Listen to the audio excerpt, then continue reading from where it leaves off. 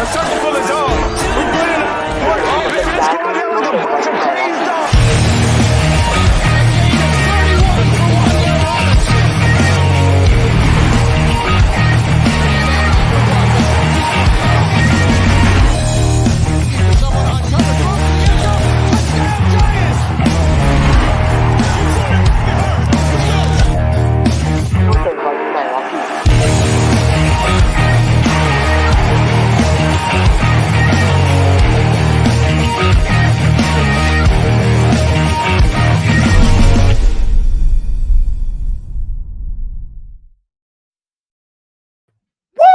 What's happening, people? It is Giants Rush, and we are back for another Monday. 52 weeks of the year. We're here rocking with you.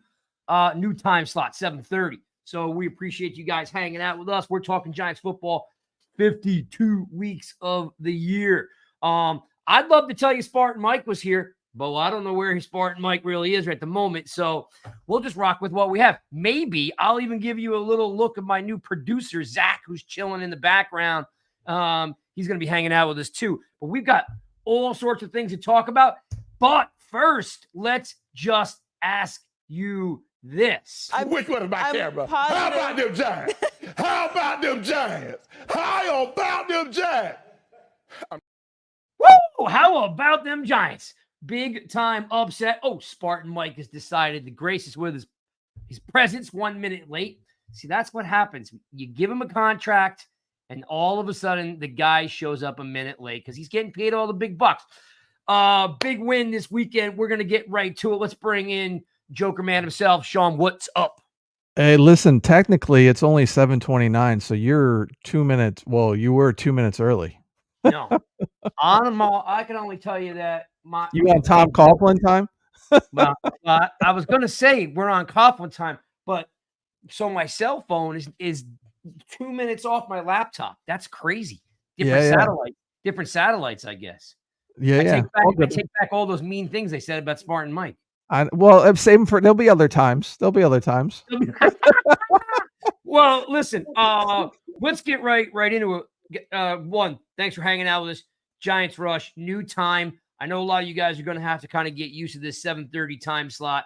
I know you probably even prefer the 8 o'clock, which we may go back to if 7:30 doesn't work. We just thought we'd give you more time for Monday Night Football. We're here 52 weeks of the year. Giants over the Seattle Seahawks. Big win, 29-20. A lot to talk about. We're going to try to stay on track today. We're also going to make sure that you guys have a lot of participation. So I know you guys are filing in the room now. I see you guys coming in. You know what's really odd, though? I usually get a countdown, which is really weird. Why I don't have one today. Interesting. Giants win and the whole world doesn't know what to do. No, exactly. We're live for like 5 minutes and we're all out of sorts. Let's bring in the Spartan guy because Mr. Negativity himself is here. Gentlemen, I've been nothing but positive. I don't know what you're talking about. Today, I've been saying last week, man, I was like, this roster's pretty much set, even though we're not winning right now. The difference was yesterday we found a way to win. Yesterday, gentlemen, was fantastic on numerous levels. Shout out to Zach, who's hanging out in the background, like seeing how we do things. Guys, let's just get into it, right? Because we don't want to drone on. We want to get in. We want to get out. Let's start off. Big win, gentlemen. Giants over Seattle. Why it's really big? It's one of the hardest places to play in the NFL. I've actually been in the stadium before. I've had a nightmare of experience there. I watched Jay Feely actually miss 3 field goals. Luke Pettigrew go offsides, and just a complete disaster in Seattle. Craig, real quick, did you say they actually brought that game up yesterday? Because it was like it was a tiki highlight. I was about to text you, but they're like, unfortunately, the Giants lost the game because of AJ Feely, and I was like, oh man, that's the one Craig always talks about. Yeah, because I've never actually seen a field goal kicker miss 3 field goals, and then when you just think you're going to turn it around, your starting left guard, goes offsides. So, but here nor there, it is a very nice stadium, beautiful stadium, but it's a hard place to win. It's very loud. It's always packed. Rain, snow, sun, doesn't matter. It's just a very difficult place to play. Giants start off as usual, slow. Come out a little bit rough, right? Jones trips, fumbles the ball. But you know what?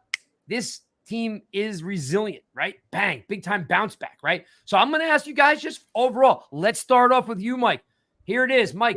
Your game ball. Who gets the game ball? I'm going to give it to Tyrone Tracy. That was a very impressive performance from a rookie running back to go out there against Seattle, who, I don't know how their defense actually ranks right now compared to years past. I've seen a lot of Giants or Seahawks fans complain here and there. So I'm not going to pretend I know that. But again, I mean, he's a rookie.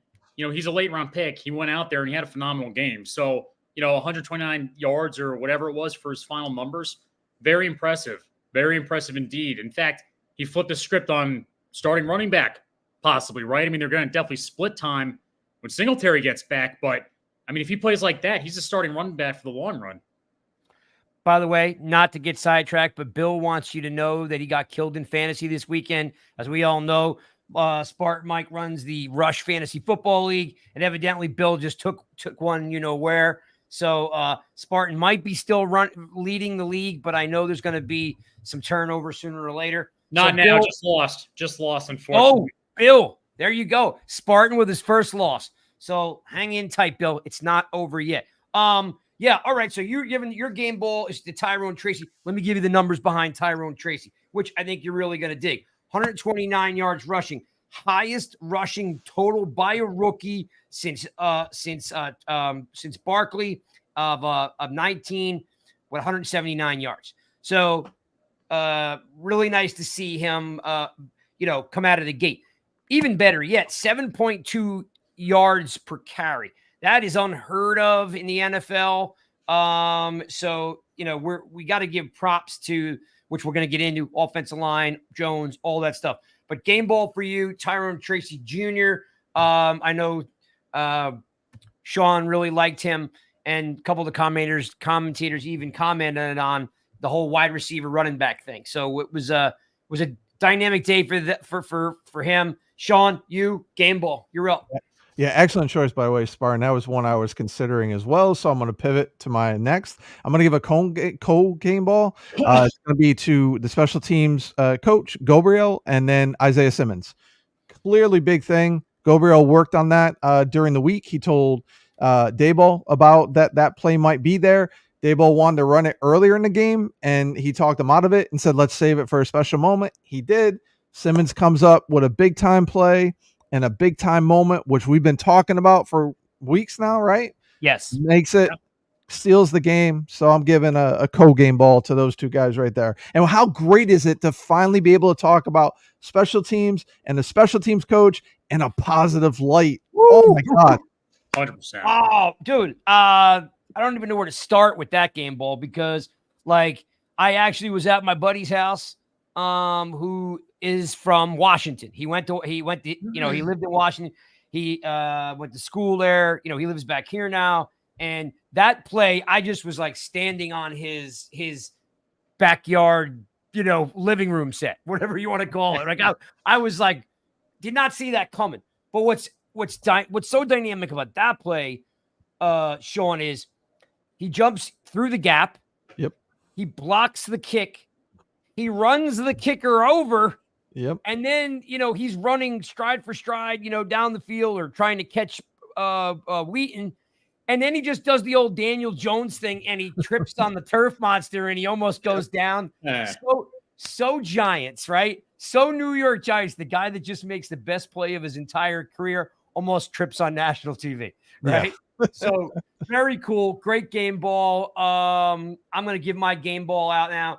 The game ball goes for the King Rush style. We're defensive guys on this side of the microphone. I'm giving it to the defense. And I'm giving it to the defense because it was definitely not a single man effort. Okay. Mm-hmm. Starts up front with the big man who just absolutely continues to be insane at 360 pounds. Absolutely insane of how big, how fast, how strong. Opposing his will is incredible, right? Then you get chipped in from all of a sudden Burns and Tibbs are flying in from the outside. I saw a play today. I know we toot his horn a lot here on the show because he's a friend of the show, but there's this great play that Flott makes on Metcalf, right? Over the middle where he dives out and knocks it down. What you don't see on the back end is Walker does a speed out all the way. And he doesn't get a lot of credit, but McFadden is so fast that he literally jumps that route out in the flat, which he had. I'm assuming he's first back out of the backfield, but he jumps that route, which takes it away. So Geno's forced to go with Metcalf underneath when he really wasn't open. Flott makes a great play. So everybody's making plays. Big game from Banks with a bounce back. Flott stacking good games. We know he's not a CB2, but right now he's stacking good games, right? So overall, defense gets my game ball. Really fortunate to have these guys just playing at a very high level. There's not one guy that's just dragging it down, which, right? Hey, Sean, did we not talk about that last week? We're like, we know Banks is good, but he just doesn't look like he's there. He looks off. He got called out by Bowen and Henderson, right? And they responded. That's what you want to see. That's what you need. How great is it to have accountability from coaches to players? Like, when's the last time we've seen that? Right? So, like, isn't that a beautiful thing? I mean, let's really talk about that for a minute, right? Like, do it.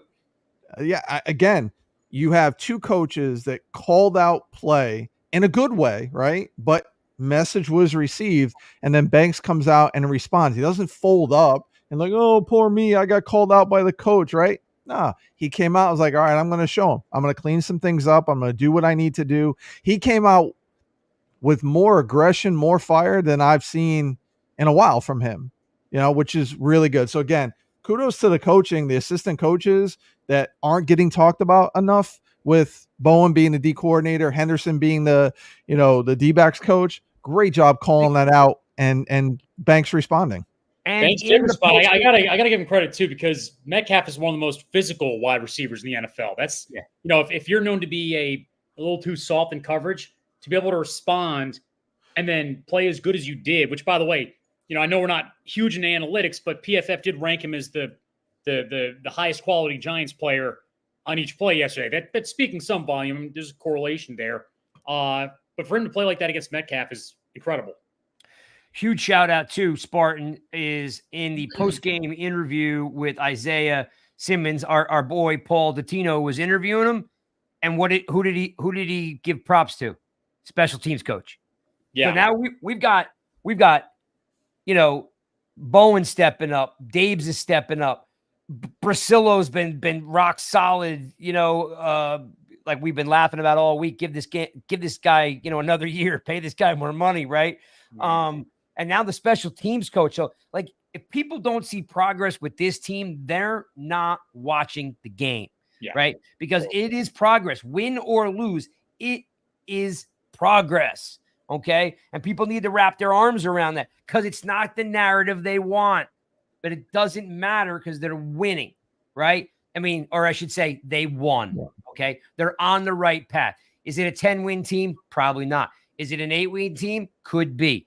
But I'm not writing off 10 wins just yet, though. I got to be honest with you. I mean, the way the schedule's shaking out, and by the way, I looked at this schedule early on. It's like, man, we probably can't win those. After the first couple games, we can't probably win the ones after that. But I really think our hardest games are behind us. I see no reason why we can't beat Philadelphia. I see no reason why we can't beat Cincinnati. I actually think that we have a pretty clear shot to win 10 games and go back to the playoffs. All right, I'm cool with that. Wait, who's this guy? Who's this guy? Yeah, right now. What's going on here? Wow. All right, I like this guy. Somebody breaks Spartan Mike back. It's like, please don't blow this game. Yeah, right. They're kicking a field goal. By God, no, we know what's going to happen, and actually quite the opposite. Ladies and gentlemen, this is not the Spartan Mike you and I know. We must find Spartan Mike. Someone bring his body back to the studio. All right, guys, again, we're trying to clean it. We're trying to be like Dante with Tay Banks. All right, we're trying to be Tay Banks. We're cleaning up our show a little bit too, right? Keeping on point, keeping on track with our segments, which is my man Zach's going to help us with in the long run. Zach, I can see you there. A little pound out for Zach. Excellent. Hey, Zach. Yep. So he's and we're going to get him going. By the way, we'll give Zach a little props. Zach is in the aficionado at MMA. So I'm gonna be helping Zach get his MMA podcast up and rolling, people. So stay tuned for that. So we're gonna help him produce that and get that rolling too with some work on the back end. And he's gonna help us out with Rush on this end. So he's hanging out, seeing what we do. Okay, this is something that I don't normally do, but I think we should have it. We're gonna give game balls out every week. So be prepared, people, that we're giving game balls out every week. But what we're also going to do, so we're not just all living in the clouds, new segment. And I wish I had a sound effect for this one. Zach, we need to get a sound effect for this one. So I'll just do the old dog of the week. Spartan, starting with you. Who's the dog of the week? The guy that maybe let you down, didn't come through. I know in a win, that's hard to say. I get that. I got to be honest with you. Even with the worst parts of our roster, this is a really tough one, Craig, because everybody at least stepped up a little bit, right? I mean, if I had to pick, I'd have to go with, the wide receivers not named Neighbors, simply because there were still drops, but they still improved from the previous week, and they both got touchdowns, right? So that's tough, but I'm going to have to go with the wide receiver twos, because when I look at the list of and everything was pretty minute issues. This was that was it. And Spartan, we're not saying these guys are bad. We're just saying, if we're going to talk about giving game balls out, where do we call it, something different instead of dog of the week, but it's where do we need to improve, right? Wandale and Slayton with the drops. And I'm going to say this, if they clean up the drops, we would have gotten out of Seattle much earlier. Yeah, I hear that. Go ahead, Shawn. Dog of the week, or who needs to improve? You're gonna have to let me go first one of these times, because Spartan keeps taking mine. He took two guys. I was only gonna have one. I was gonna go Wandale, which is tough for me to say. So I'm gonna, he took two, but I'm going to go Wandale, and I love Wandale, but just solely had two big drops again. Yes, he had the touchdown, but he had two big drops that really, in moments, it didn't cost us the game, but that's got to get cleaned up. And I love Wandale. You guys know it. I've talked about it all the time, but knowing who the other guys are picked, there was another one I could have gone with, but, Craig, I'm going to leave that one for you, but yep. I'm gonna go again. As tough as it is for me to say, I'm gonna go Wandale, because he's gotta clean up those drops. They're just too big. All right, I'm with that. Let me just give a shout out to everybody in the room. Again, I know most people are still on the 8 o'clock time slot, so we're still getting people used to that. But I see Bill and JT, I see Joe, I see Mark, I see the other Mark, I see Jay, I see you guys are piling in the room. Hey, Mark Thompson, heads up. So dog is a good terminology. The dog in that guy, that's DAWG. Dog, DOG, means somebody, you didn't do something right. All right. If you got dog in you, right? If you're dog of the week, you're a grinder, right? You got that done. So we're using dog of the week because we got some issues we want to clean up. Maybe I'll change the name of the segment. My dog of the week is definitely Gray. The fumbles got stopped. We're at this point now where, again, Tracy explodes on the scene here. And now you start saying, well, I'm going to give these guys split carries. But at some point, if one guy's not dependable and the other isn't, turnovers. Look, for the New York Giants, if you go look at our turnover ratio, it's not good. We do not get interceptions and fumbles, right?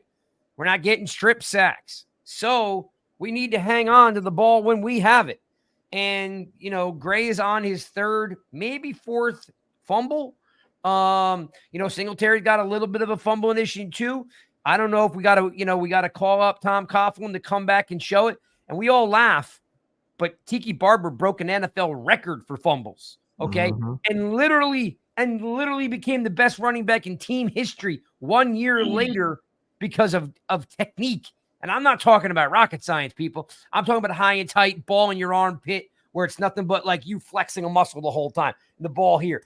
You can't be a pro holding the ball out here. Guys are too big, too fast. So I got to give my dog of the week to Gray, not for his running, not for his team effort or his blocking. Just the fumbles got to go. Jesus. No, sorry. I'm saying that to what Mark just typed out. Oh, hang on. Let me see what Mark is saying now. That was a little surprising coming from Mark. Yeah, that was a shocker there. Might be a little too strong. Yeah, I'm not sure. But I like it, Mark. I like that side of Mark. Listen, we got a different Spartan and a different Mark. What is going on here tonight? I love it. Look, you win a game 29-20. People are going crazy. Right. And normally, under any circumstances, Mark Thompson, I would be the first guy to be like, "That's awesome," right? And everybody else would be like, "Ooh, that's a little aggressive." You know, these millennials, Mark, Spartan up there cringing, right? But I'm Gen Z. I think I might be Gen Z, Craig. I don't think it's really ever. You are not Gen Z. Stop it right now. You don't know, man. We don't. I'm right on the borderline. Listen, Gen Z is got a cool factor. You millennials don't have any cool factor. I'm sorry. Wow. All right, that's saying a lot coming from a Gen X. Jeez. Dude, Gen X defines cool. Gen X defines cool. Listen, that's all right. You got to get some stuff because we know what jersey you were wearing yesterday, my friend. That's right. I blended in. And you know what the disgraceful thing was? Like, listen, I'm a Giants fan. We and the Bears, we don't have animosity towards one another. I was standing in line in the bathroom, and I told the guy that, like, I was like, dude, I'll be honest with you. I'm actually just a Giants fan. He turns around and is like, oh, good. I'm just a Packers fan. I'm like, dude, you really can't be wearing the jersey. I kind of can. I would never do that as an Eagles game. I would never go. But, dude, you can't do that as a Packers. They're in the same division. Yeah. How is that even possible? They're in the same division. Disgraceful. Yeah. Absolutely. All right. Unless you lose the bet. Yeah. Well, listen, for what it's worth, you know, I remember when I was a kid, Sean, you'll remember this. I think he was a Stanford guy, but I don't quite remember. They had a running back. He was more of a fullback named Brad Muster for the Bears. He was enormous. He looked like Van Der Esch at fullback. And I was always like, man. And then, of course, you get the 86 Bears and stuff. So, like, I don't think any Giants fans hate the Bears unless they're playing them, right? I don't care. It's really hard to hate the Bears. Yeah. Tell you what, guys, since we're on the segment, and Craig, I'm sorry, I don't know if we're going to get into more like areas for we are strength. Oh, then I'll save it. Yeah, man. I'm always going to let you do your thing, brother. For sure.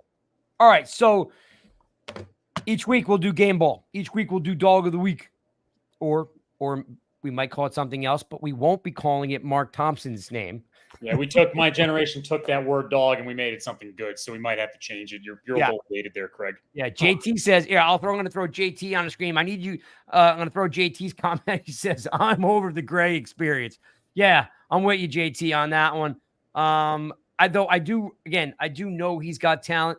I'm just looking for, Bill says that's not Spartan, that it's body snatchers time. That is definitely true. I'm just rolling through some of these comments I missed earlier. Sorry about that, guys. And this is why we have Zach, because Zach's going to be able to run the board. So as I'm doing this, I was wearing my Giants look at this. So dedication. Bill's got a Giants hockey jersey. Nice. Very cool. Wait, Bill, who do you have on there? Is it is it Shockey? Current player or is it a former player? Pop it into the chat. All right, moving on. Giants win, which is what a momentum changer, guys. So let's start off with the firepower on the offensive side. Sean, going to start with you so Spartan doesn't steal any of your thunder. No pun intended. But Dave's called a really good game. Yeah. I felt like, again, and I was sitting with a Seattle Seahawk, not just one of those, like I live in New Jersey and like Dallas fan. He went to grad school, lived in Seattle for 4 years, became a fan, tried to move out there, the whole thing. So Sean, calls a really good game, and I felt like the Seahawks were off the entire game. Like he kept them off balance the whole game. Yep. What did you see from Dave's?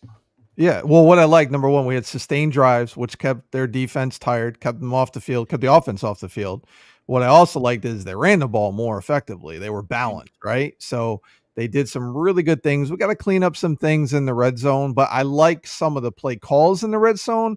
We just didn't execute. That's my issue there. Again, it comes down to execution, but guys stepped up, like Theo Johnson stepped up. We talked a couple times about how he was misreading defenses. He was running the wrong option route. He had a couple key drops early on. Well, he made some really good catches. He had a defender draped over him yesterday. He still made the catch. He got in the right spot, and listen, as much as I give Slayton a hard time, he's got a bad thumb. I know he had the one big drop, but he made some really good catches. That deep ball down the sideline was a nice catch by him, right? Again, with a bad thumb, and we know how important the thumb is to catching a football. It's huge. So I'm going to give him some credit there. But yeah, Daboll really with the play calling was nice. He mixed it up.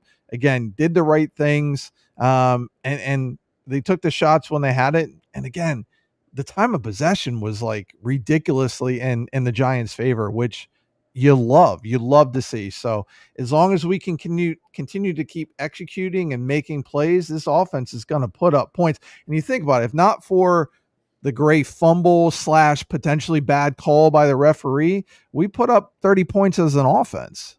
So that's a big thing right there. Yeah, actually, I never really thought about that 30 points. That's interesting. I like it. It's good, real good take. I was absorbing what you were saying, and I like it. Well, you had me on, man, to have good takes. Yeah, that's right. Interesting enough, this is why Zach is gonna get paid the big bucks, right? Because he's been here for less. He's been here 26 minutes, and he's already saying that we should hang on. Let me go to the comments. Right. Where'd it go? Comments. Why can't I find it? Oh, private chat. He says we can call it WIP, WIP, work in progress. Instead of dog of the week, it could be the whip of the week. No, it's got to be a little bit more bully-esque than that. Come on. No, you don't like it? It's got to be more. Yeah, it's got to be more ideas. We have to be mean. All right, then. All right, if we're gonna be mean, I told you it's got to be more harsh. All right, so I asked Zach to find an M, then it'd be wimp of the week. It'd be work in something progress. Work in. I mean, it's better than whip, but maybe let's get some suggestions from the audience here. Let's see what they have. Let's keep sliding though. Let's keep rolling. Yeah, let's keep going. My man Tuto, we know, our Italian rugby friend is in the room, drops us a spot. Thank you very much, Tuto. As always, we appreciate the donations. So that means I'm gonna put massive salute. Thank you, sir. Diehard Giant fans, Mary, greetings from my entire rugby squad. Tell all the folks. And like I said, Tuto, we don't even know if you really play rugby because you don't send us any pictures, but we're assuming that you play. And if you do play, because you've been like an OG for us, we salute all your crazy nuts that play on your team. And Spartan, did anything surprise you? Because we're on the we're basically on the Dabe's comments. Did anything surprise you that he did? I think overall, and what I've been saying on Twitter is this. I mean, yesterday, they didn't just look like a scrappy underdog team that relied on a bunch of dinky little miracles, kind of like they did in 2022. When they won a lot of those games, it was like, we seemed to get miraculous fumbles at the right time, miraculous interceptions. The Giants were genuinely the better team yesterday. And they were playing a good team at home for the Seahawks, right? So that was the part that surprised me the most, that the Giants looked like a team to be feared, really, that had certain aspects about them that were cutting edge compared to the rest of the league, the pass rush, the offensive line, the execution with the drives. That was what surprised me the most, is that they just looked better. And I'm going to say this about the team too. Historically, if the Giants have a stupid play like that fumble at the goal line, return to the house, and controversial, right? I tweeted, and I stand by at least feeling that way, that the Giants likely will mentally recover from that. They've had issues in the past doing so. So the fact that they pretty much came out right after that and started bawling out as if nothing had happened and that didn't get in their head, that was extremely impressive too. Yeah. The funny thing is both our wins, a play like that happened in each game right at the beginning. That's true. Cleveland. Eric Gray fumbles the opening kickoff. Cleveland scores right away. They're down 7-0. We win that game. This in Seattle. So to your point, yeah, Spartan, that's a great point. In the past, no, but now twice this season that's happened, and they're recovering. That speaks to Daboll and what he's doing with this team. The mentality aspect, right? The first thing that Dave said in the locker room, if you go back and look at it, was how resilient that these guys are, how mature these guys are becoming, right? And that's basically what you got. You got a young nucleus of a team that have been together for 2 years, some of them 3 years, some of them 1 year, but they're all young cats and they're gelling, right? And they are resilient. Like they're not going to sit back and just say, "Hey, it's over." And what I really liked, and I know a lot of people out there, in Twitter land, and when they watch this tomorrow or tonight or whatever, the Hyatt thing, you guys all got to give up the ghost, dude. Like you just got to stop. Like we're not wasting him. We're not doing anything. You know what we're going to waste? We're going to waste guys like Bobby Okereke or Andrew Thomas, if we don't start winning now, right? But Hyatt hasn't shown anything, and he got a bunch of snaps yesterday, and I'm going to say this. If he was open, they'd throw him the ball because everybody who says that Jones is a one read guy, wrong yesterday. The guy was right, Spartan. The guy was looking all over the field, scanning the field. You already heard Dave's in the press conference say that the touchdown to Slayton was meant to be for Wandale, and he just broke it off and threw it into some grass in the corner. Mm-hmm. Well, the other thing real quick, Craig, too, is he got 2 big holding calls that gave us automatic first downs. Something that doesn't show up on the stat sheet, but that's a good sign right there. They were worried about his speed, so they held him, got his 2 automatic first downs in some key spots. So, yeah.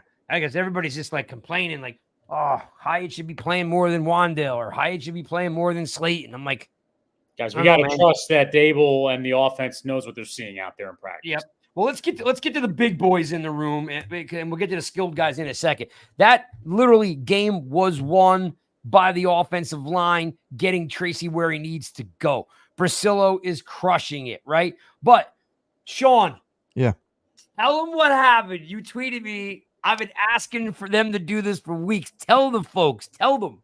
Yeah, I listen. You said it on last week's show. Yeah, I think you said it the week before too, maybe. But I know you definitely said it last week's show. You were asking for them to get some pulling linemen, and they pulled some linemen, and it worked. So good call on your part, Craig. Excellent job. Again, I think it's going to be a week-to-week thing, what they do, depending what's there. But if they can incorporate more of this, and it allowed them to really be physical, like these guys getting a head start to go out and really lay some guys out, like it was good. And that's a credit also to Tracy, who read the blocks well and set up the blocks. I know we're talking big guys here, but what Tracy did makes those big guys better along with that motion. So I love to see it. And let's give a shout out to Kirk Ferentz's boy as well, who's also the assistant O-line coach. Between him and Brasillo, they've been doing a great job with this line. All right, here you go. Pound out. I'm even going to take it a step further because I'm all jacked up about the big boys. Is Spartan comes out with this great tweet. He's like, ever since this guy has been on the team, things have only gotten better. You nailed it, Spartan. It was a fun one because Jermaine Illuminator, I mean, we've been in touch with him and he's a friend of the show. I mean, really, you could put Brasillo in there, but Jermaine brought the energy. Didn't mean to cut you off, Craig, but obviously Brasillo is the one that's probably pulling the weight here. But the fact that Jermaine's stepping up, I'll give it back to you. Sorry to cut you off. No, you didn't cut me off. That's exactly what I wanted. Like, it was such a great tweet by you because Illuminor seemed to reset the emotion in the room, right? Yeah. We know Andrew Thomas is the quiet leader, right? And then all of a sudden you're like, this guy comes from not a winning program, right? Like coming from Vegas, but he's their best lineman, and he's been great on the field, off the ground. I just Spartan, you, man, pound to you because it was perfect. Like, we haven't been as good as this, but here's the big picture, man. We're athletic on the offensive line. And we're just good and dominant. Like, I mean, the amount of time Jones was getting. I mean, there were 3 sacks yesterday. I know 2 of them was kind of a situation where he got out of the pocket and, nobody was quite there. And he got tackled pretty much at the goal, like the line of scrimmage. Like that's not really, like, these aren't really sacks. It just kind of is what it is, but it's not he's not getting rocked in the pocket anymore. I mean, Spartan, John Runyon Jr. pulling and whopping that number 0 to spring Tracy for 12, 14 yards on that run. Like, when have we seen a New York Giants guard pull and break a run? It's got to be 8, 9 been a long years since time. I've And seen Van him. Roden, by the way, did a phenomenal job yesterday too, despite the meme. fact that he had the lowest expectations. And see, this is what it kind of comes back to. The last 10 years, any Giants lineman that did well, yeah, like Zeitler, right? And there were few and far in between. He played okay for getting paid really good money. But now the Giants are finally finding value guys, dudes that are contributing, even though they're not completely eating up the cap.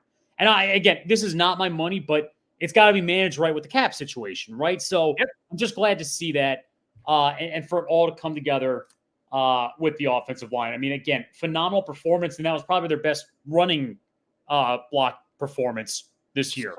All right. Well, it was a season high for first downs. They had 24 first downs. How many did we even have last year?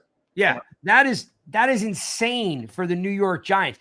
Again, and I see Mark's comments about the Seahawks barely beat Denver, Patriots, Tua-less Dolphins. It's not the point. Like it's easy to go back and pick out what should have been, could have been, this, that.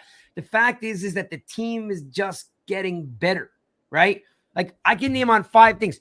Jones was getting complaints about the deep ball. Spartan, did he throw the deep ball? He executed, yeah.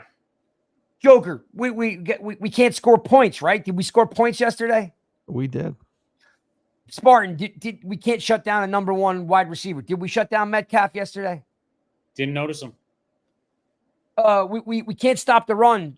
Shawn, did Kenneth Walker, who's a flat out stud, did he do anything yesterday? No, he didn't. And again, that's a good thing. I think, to Mark's point, as he just said, there is, he's trying to look and temper expectations of what Giants did. But again, Seattle was missing some key guys on defense. They are good defensively. They're really good offensively as well.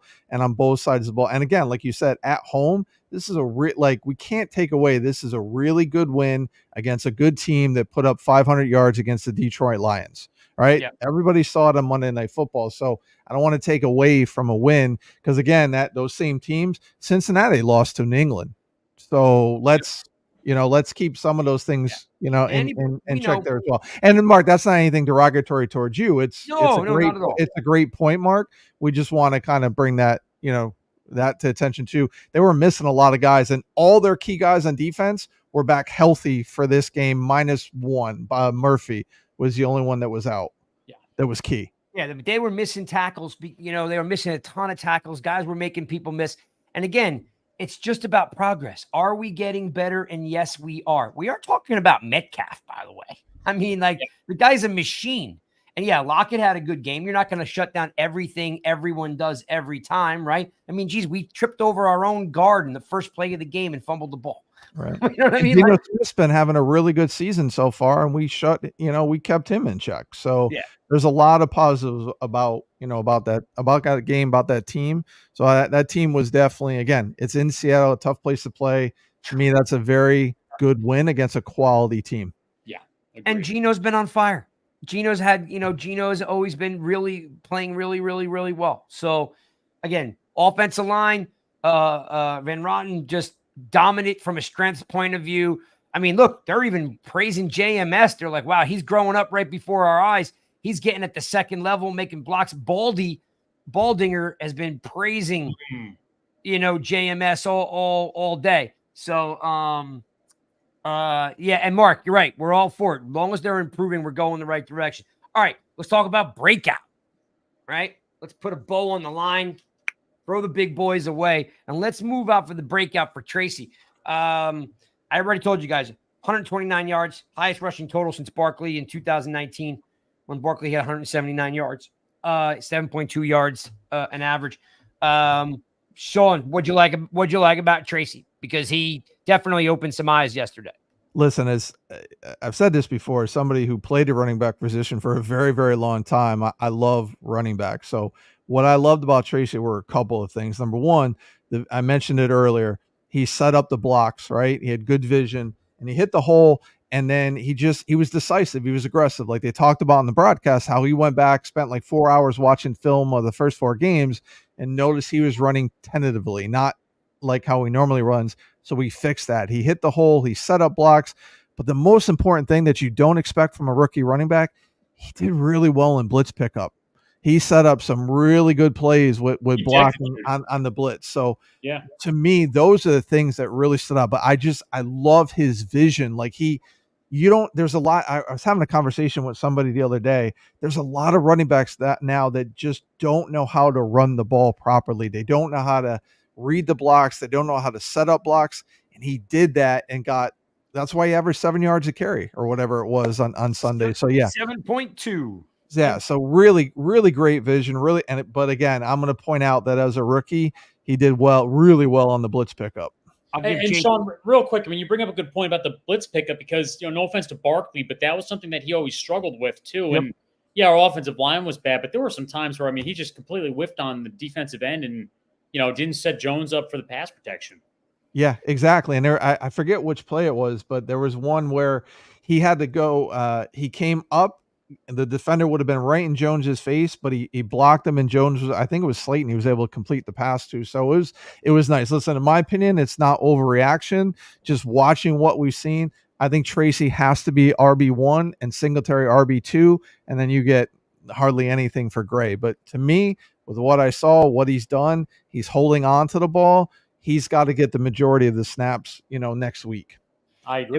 It was a big breakout. Like I said, he ran the stretch play, he ran inside, and if you get a chance, I know you guys are, film junkies. Go look at the Baldinger stuff. He breaks down Tracy on a couple plays on literally like following Runyon, like right in his hip pocket and bouncing, and then just. He's kind of shifty. More, I don't want to say he's like a Kamara, but he does have some shiftiness, right at the second level, right where the linebacker starts. Very shifty in there, right? He's not dancing. He's hitting the hole hard and fast. Yeah, he's getting extra 2 yards after that contact. He's not shuffling. Right. 100%. And unlike Singletary against the Cowboys, he was bouncing it at the right time. He hit the hole, then bounced when it was there, as opposed to Singletary was just bouncing it for the sake of bouncing it. So that's, again, when we talk about vision that was there. So, yeah, absolutely. All right, so I'm going to drop our boys at the goofballs. This is a scoop point, right? If we don't want to drink too much of the Kool-Aid, right? Oop, wrong one. Sorry, my bad, Bill. All right, Tracy needs the split with. I mean, I'm guessing he means with Singletary. Don't want to overreact. First game, Grace, we swapped for Turbo. Well, you know what? Turbo is an unknown, no doubt. Turbo's an unknown. He may have some value we don't know. I do like that, Gray still, and especially in the open field, he makes guys miss.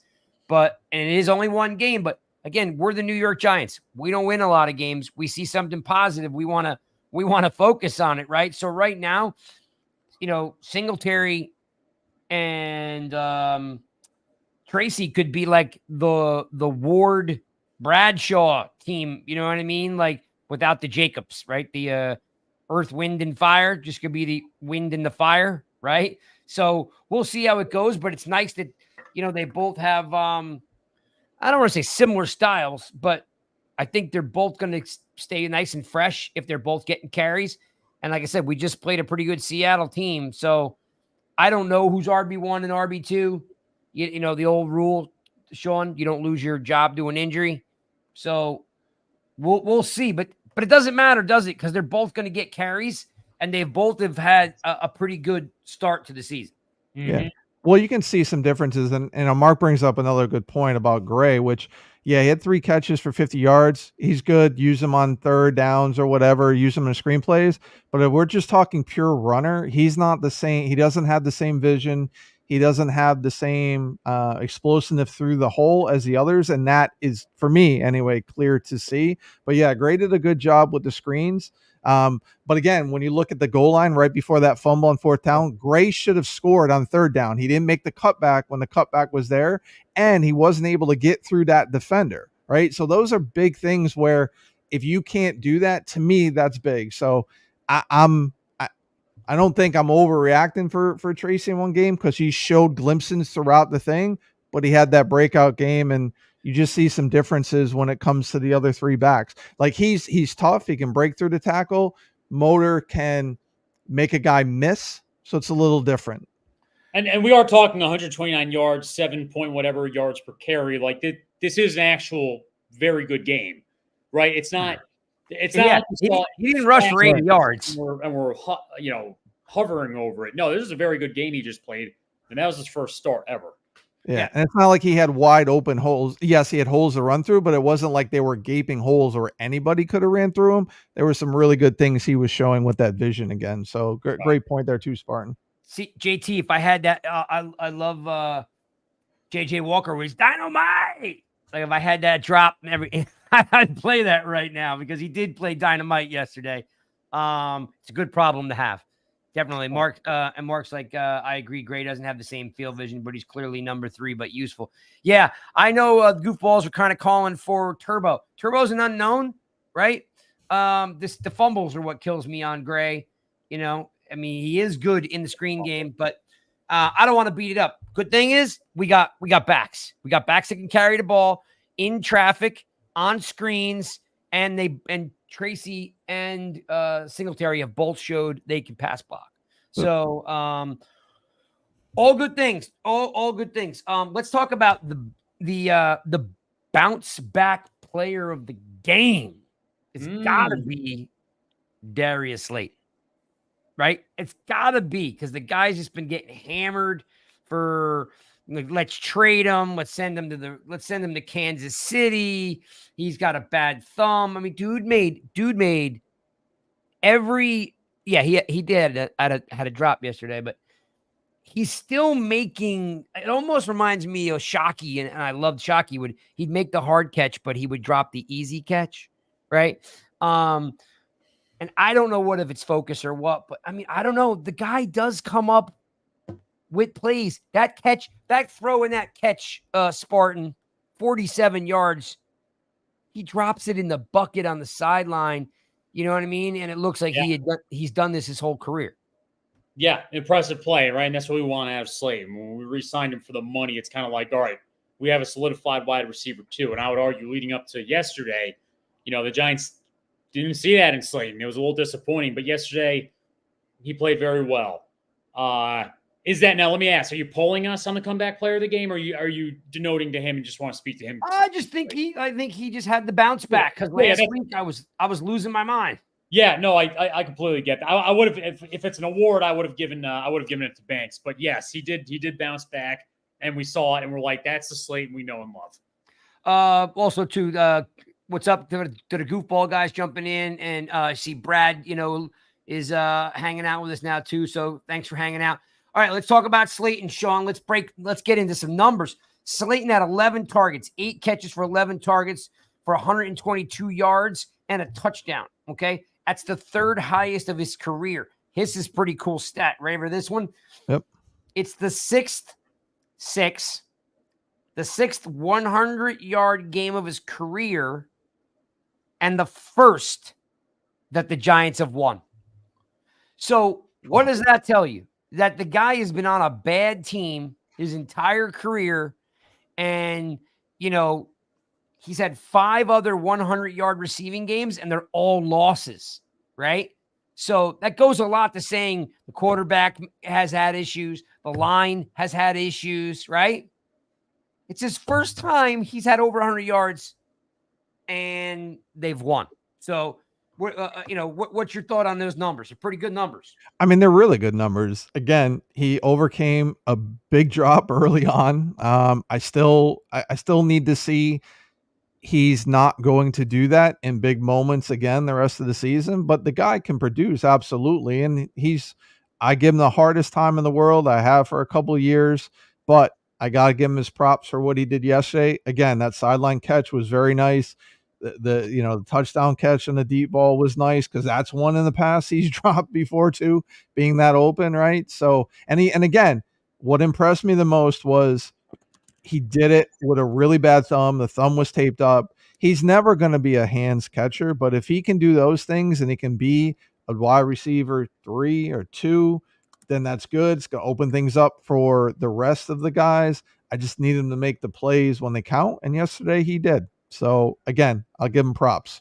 Well, I want to bring something up that me and Mark Thompson talked about today. We had a little laugh, behind the scenes, is like Wan'Dale drops passes because he's a body catcher, right? Like I'm just like, dude, just use your hands. And Mark was like, his hands are small, his arms are small. So I sent Mark a meme of a T-Rex, like like the so like I mean, he's got a good point. Like I've always said, and you guys love to run with it. I didn't like him. I ate crow, the whole thing. He's actually came out to be a real gamer. I'm glad he's on the team, right? He works really hard.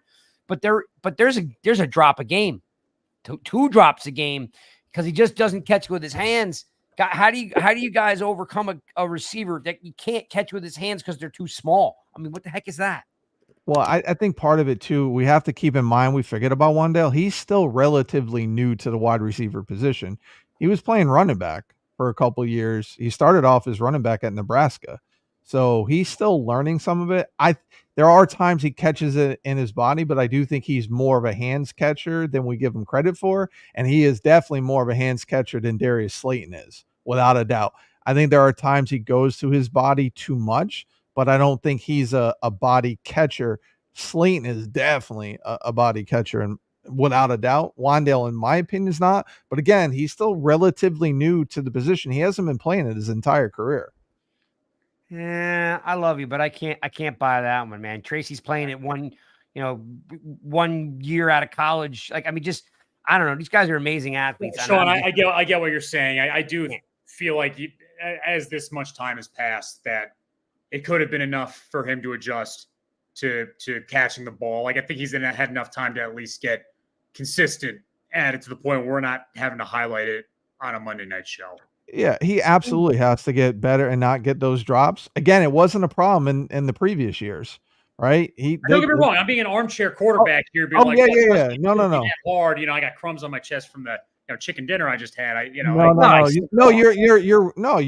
right. It's weird that it's happening now because it didn't happen before. So it's trying to figure out why it's happening this year. I mean, there's drills that you can do to get him to catch the ball better. It's a question if he'll do it. So I think he'll come around, but over the last few years, I mean, that's kind of been the issue, right? I mean, last year, how many passes did we even get off from the pocket? 5? Just 5. Yeah. George was on his back the whole time. Yeah. And you know what is a great point? I'll throw us up. So I don't know which one controls. I think it's Drew. I don't know which one controls the goofball account, but it says, Wandale's also catching really short routes that he gets hit immediately. He's thinking about yak before he even catches it, which is a great point, because that's the Dable offense. Like, Spartan and I both like literally melt down on Sunday when they run short of the sticks, because it doesn't make any sense. And Spartan's like, what the heck? And I'm like, they didn't move that much last week. 2 of the third downs they got was 1 yard over the sticks, and it was like, finally making the progress. But he is right. I think it's Drew. I think it is correct that they run short of the sticks to give themselves a little bit more of a cushion. And you remember, Dave's had McKenzie and Beasley doing the same exact thing in Buffalo. So this isn't like something new. You just have to look at the tendencies of Brian Dable, and that's run it short. Not saying I like it. Run it short and go for yak. So kudos to you, Drew, because that's spot on, and I'm good. Point. Now I know it's Drew who handles the account. All right, let's keep moving, because we still got the D to talk about, and we got to get to the MIP. The MIP is the most improved player. Okay. And the most improved player, without a doubt, is Daniel Jones. I mean, the guy is win or loss, he has showed me something every single week he can do better. Spartan, what was the number one thing about last week's game that we all said? He played well, but it was that we can win with Jones. We aren't winning because of Jones, right? And that was kind of what the takeaway was, that he wasn't really providing much elevation. But yesterday we definitely saw elevation. Only a couple times. There was only a couple times yesterday where I really saw Jones like anything that was fixable, but otherwise he executed on just about all of his assignments. And I think the funniest part is when you go on Twitter and you see how many Seahawks fans were having a meltdown. Like, did we just lose to effing, Daniel Jones? You got to be kidding me. But look, Jones does have good abilities, and he did a good job of scanning the field. That was one of the best jobs he's ever done of evaluating his wide receiver options. And of course, he has time now, too. He's never been able to do this. You won the internet right there, because that's a great point, because that is actually really true. Like, yesterday might have been, let's just say it's a top 3 most well-rounded game that he's played in his career. I mean, I really do think that, right? Again, I'm not raving about like this 4-touchdown game, but we haven't had a lot to work with. Yeah. So when I look He at found the yesterday, end zone, right? He found the end zone with 2 touchdowns there. yeah. Well, let's talk about the numbers, Spartan. He went 23 of 34, right? 234 yards, 2 touchdowns, no interceptions. He had 109 passer rating. He rushed for 38 yards. And let's make sure we call this out because I do not want to dismiss this. He broke a Giants record yesterday. Okay. He is now the number 1 quarterback and the only quarterback to ever rush for over 2,000 yards as a quarterback as the Giants. Yeah. Now, we could dismiss that, or we could say this is a pretty athletic guy. In 100 years, he's the only one to rush over 2,000 yards. So it's a good dynamic to have. Right? He rushed for 38 yards. He dropped a shoulder on a couple guys. I don't love that. But he fought for the extra yards, and each time he gets a first down, it's given us a new set of downs. How about when he gave a little bit of lip to the one guy when he was down on the ground after tackling too, right? I mean, I think Tommy touchdown or Tommy drawing a blank on his last name, but on Twitter, like he just had a great line. It's like somebody call an ambulance, but not for me. Like that's what Jones said, because he gave a little lip, like try better next time, bud. Yeah, he turned his head and looked down at him like, how's it feel? Yeah. All right. Go ahead, Shawn. What's your thought on Jones? I got 3 big points here. Number 1, he hit the deep throws, which changes the narrative because if he hits the deep throws in the previous weeks, we're having the same conversation as Washington and the Cowboys, plain and simple. One. What's point 2? Number 2 is every quarterback is going to miss some throws. Fans expect Jones to be perfect on every single throw. It's not going to happen. So now we have to judge him like every other quarterback and understand that you're not going to make a perfect throw every single time. It's just not the way it works. What's 3? Number 3 is I saw something from Jones that I can't remember the last time I saw it. He showed intangibles. He was a leader of that team yesterday. He showed fire. He showed passion. He led that team. And I know you just commented how you didn't like him taking the hits, but I think it was the best thing he could have done because it showed to the rest of the team that he was going to go out there and do whatever it took to win. And again, he led that team. And those intangibles is what I've complained about for the longest time. So that for me was great to see. Spartan Jones, thoughts? No, overall, very good game, and that was a great, strong performance. His game certainly elevated the offense. His ball delivery was excellent. I mean, there was I don't even remember any that was, of risk. I mean, I think the only area I have a list of like minor areas for improvement for everyone, and only thing was we got in the red zone. I think there was one, maybe 2, but really just one. Like we got to the red zone and. It was just one situation where there were a couple guys open. And that was really his only miss of the day. But overall, that was a really good game.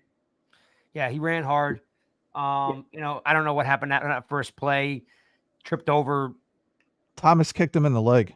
Yeah, whatever, because he went down and you were like, whoa, somebody shot Jones from the rafters. That's a big leg to get tripped by. You're not. Andrew Thomas is going to trip a lot of quarterbacks if he takes him or steps on him. Absolutely. Yeah. Yeah, and Mark's got a great point. I've been saying this about his rolling out. He's throwing from the weak side. I mean, like, you know what I mean? Like he's literally like rolling to his left, throwing the ball. I mean, I saw one guy on Twitter going off today about like this is terrible. He's terrible. He almost lost the game, and he's not the guy.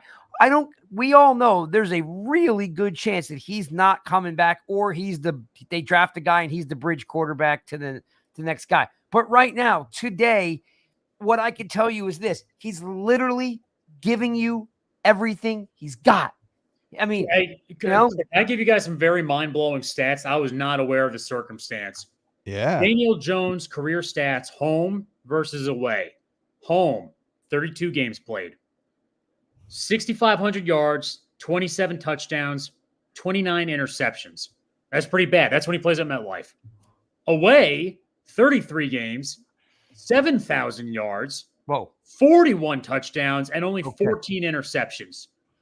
So we have a road warrior. If there's one thing that him and Eli have in common with their game, other than just their demeanor and appearance, the road warrior factor of Jones is something I wasn't even aware of. I wasn't tracking over the last few years how good he does on the road versus at home. Where's the MetLife home field advantage, guys? What the hell is this? I think the crowd. I think the crowd. Yeah, probably the hometown crowd's booing him and yelling at him all the time. Like, do they leave Newark Airport? They have like a breath of fresh air, like, whew. Oh, it's nice to get out of this city every now and then. Like, is that what happens? Like what? Well, I mean, I don't. I want to just wrap this up, guys, because I want to jump on the D real fast, right? I don't want to ignore the D. You might want to rephrase that, Craig. Jump on the D. Jump on the defensive wrap up conversation. on the D. Yeah, jump on the defensive conversation. All right, I'm gonna ask you a real quick question, Spartan Jones. I know what your answer is going to be, but Jones is on pace for 3,236 yards, 20 touchdowns, 3 interceptions, four rushing touchdowns. Are you taking that? Is he your guy next year, or are you literally just walking at the end of the year? 3,236, 20 passing touchdowns, 4 rushing touchdowns, 3 interceptions. I'd have to eye level it too, because there's going to be kind of like what we said. I mean, are we winning because of him? I mean, look, if we go on a tear here and go to the playoffs and he gets a couple game-winning drives and things of that nature, and he plays like he did yesterday against tough opponents like he did, we'll have a much different conversation. For now, I'm going to factor in all the games I've seen.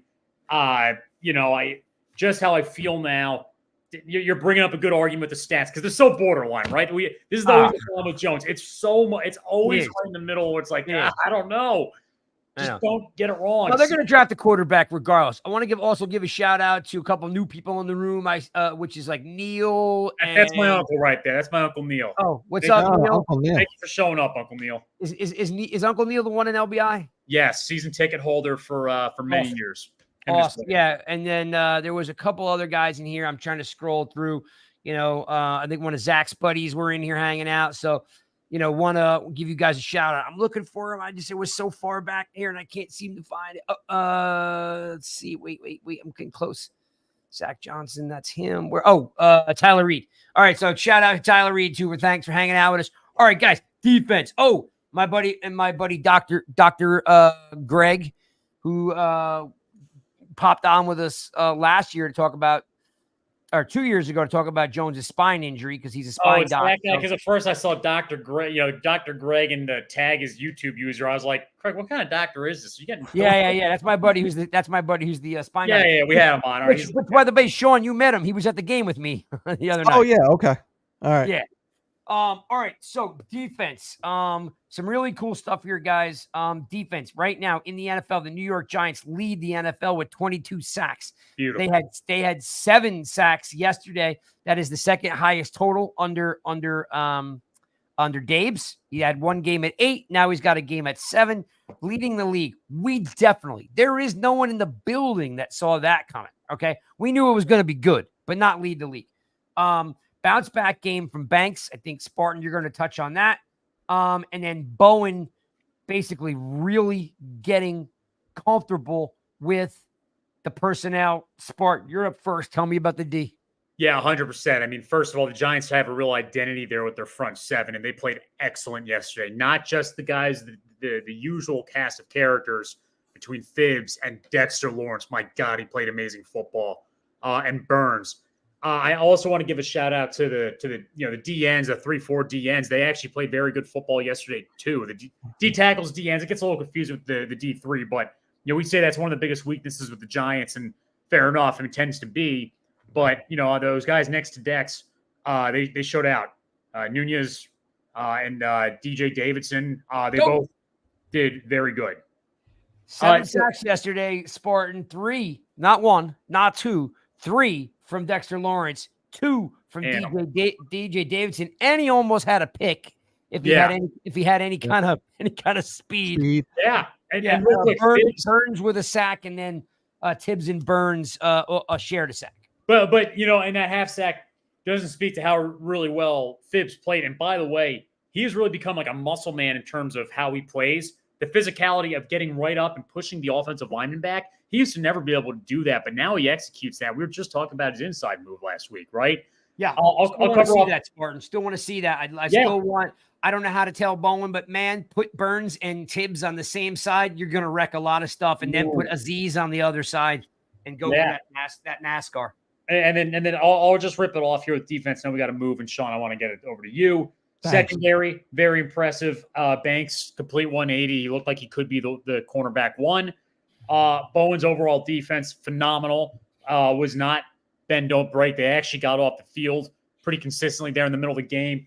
1 point for improvement. Just please, if you have the chance, if you're up 10 points, don't give up.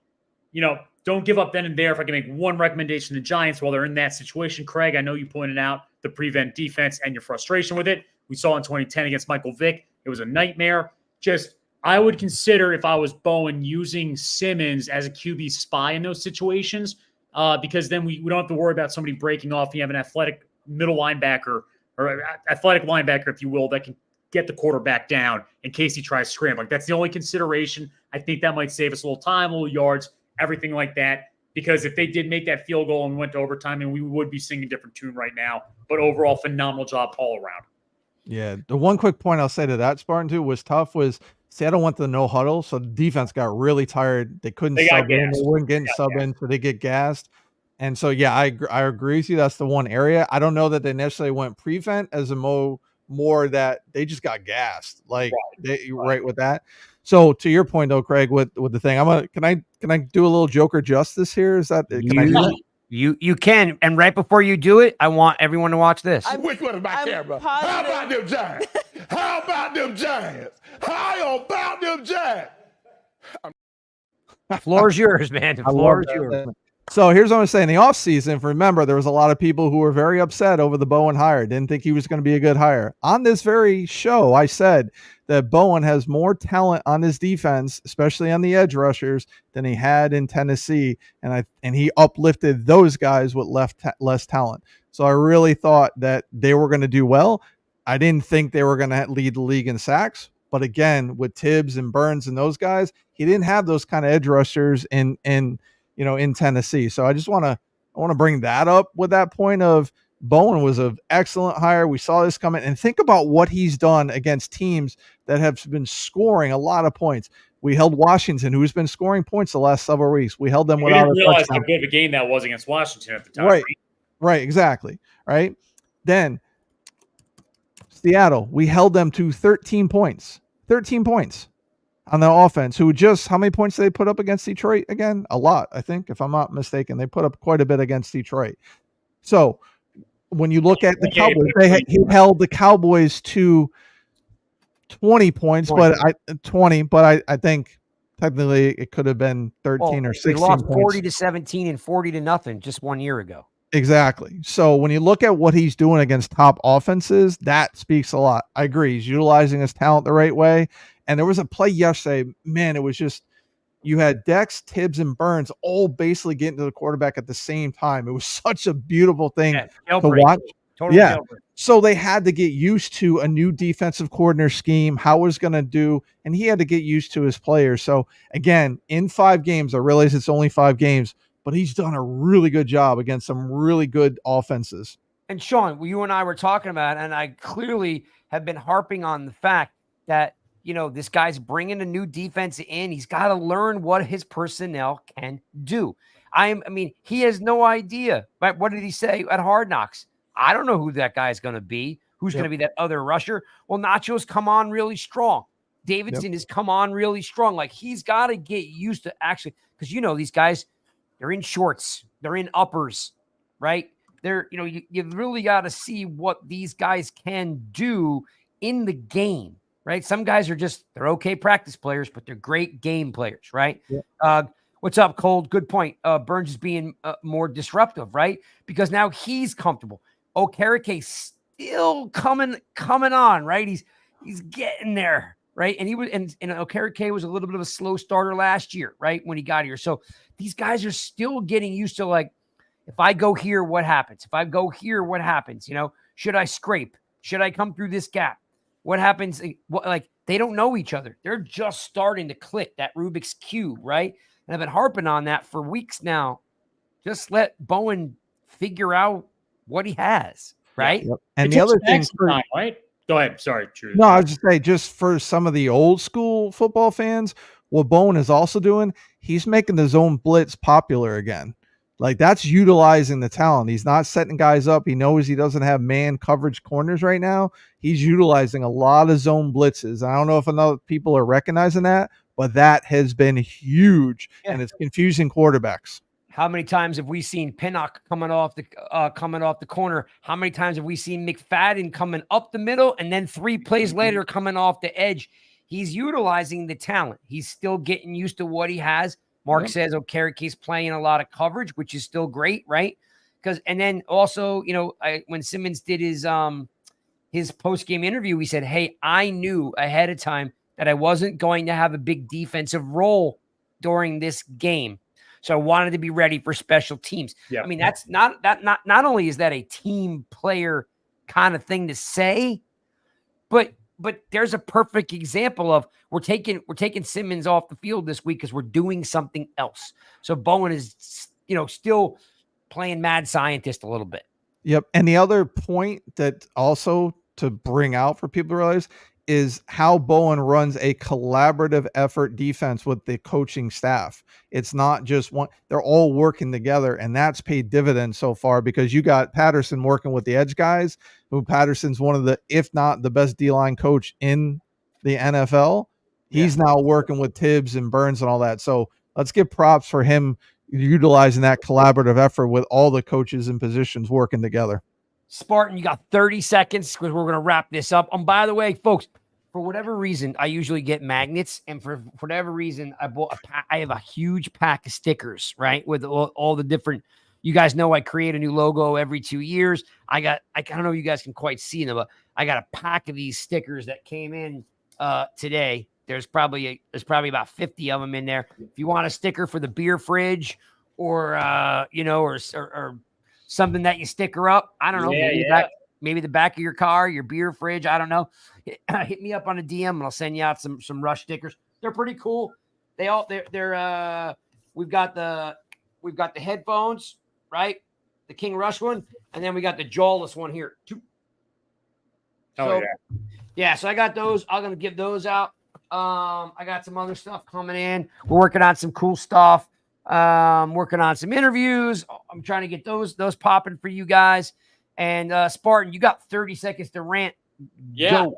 Yeah. All right. So just overall, I'm going to give a little Spartan negativity. Just these are areas for opportunity. That's how we're going to remember it. Okay. It can't be a show without me complaining. Ladies and gentlemen, Spartan Mike has returned.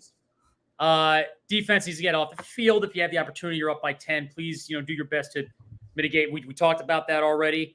Pull away offense, kind of similar to the defense. So if the Giants are in a situation they got to run out the clock, you need to find a combination of two things: quick handoff plays and shake it up a little bit with what the play calls are. Also, I feel like Daniel Jones should feel a little bit more free to take sacks in those situations if it's going to burn a timeout.